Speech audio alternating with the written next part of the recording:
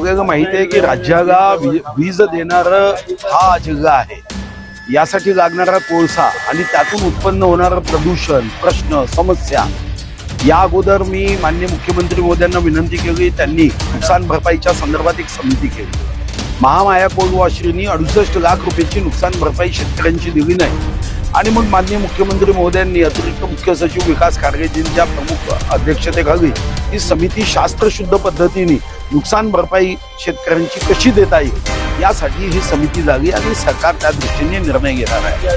मी माननीय कोल मंत्री श्री किसन रेड्डी साहेबांना भेटून आलो की शेतकऱ्यांच्या शेती जी WCL घेते त्याचे भाव वाढवले पाहिजे.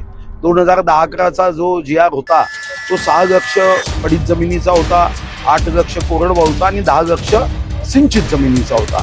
त्याला 30 लक्ष भाव द्यावा. आता महागाई वाढली आहे आणि माननीय किसन रेड्डी साहेब म्हणालेत की मी द्यायला तयार आहे, फक्त राज्याकडून तसा प्रस्ताव येऊ द्या. मुख्यमंत्री महोदयांची भेट घेतली. मुख्यमंत्री महोदयांनी मुख्य सचिवांना तसा आदेश दिला की लेखी आदेश दिला की तुम्ही या नुकसान भरपाईचा प्रस्ताव जो आहे तो केंद्राला पाठवला पाहिजे.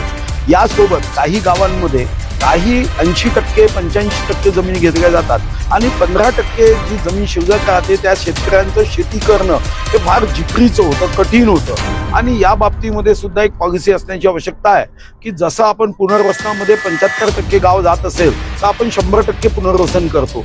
इथं सुद्धा 85% जमीन जात असेल तर मग 15%ची जमीन ही बोगमाईसने विकत घेऊन तिथं ग्रीन बेल्ट केला पाहिजे.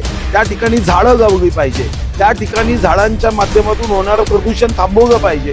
ही मागणी माननीय किसन रेड्डी साहेबांकडे मी केली. स्वतः माननीय किसन रेड्डी साहेबांनी मला शब्द दिला आहे की ते स्वतः चंद्रपूर जिल्ह्याचा दौरा करण्यासाठी ते स्वतः येणार आहे. ते जेव्हा येतील तेव्हा जी काही प्रश्न भारत सरकारशी संबंधित आहे त्या प्रश्नाला आपल्याला अजून चांगल्या पद्धतीने मांडता येणं शक्य आहे. पण आज मात्र माननीय खारगे साहेबांनी शास्त्रशुद्ध नुकसान भरपाईच्या संदर्भात अभ्यास समिती अभ्यास करायला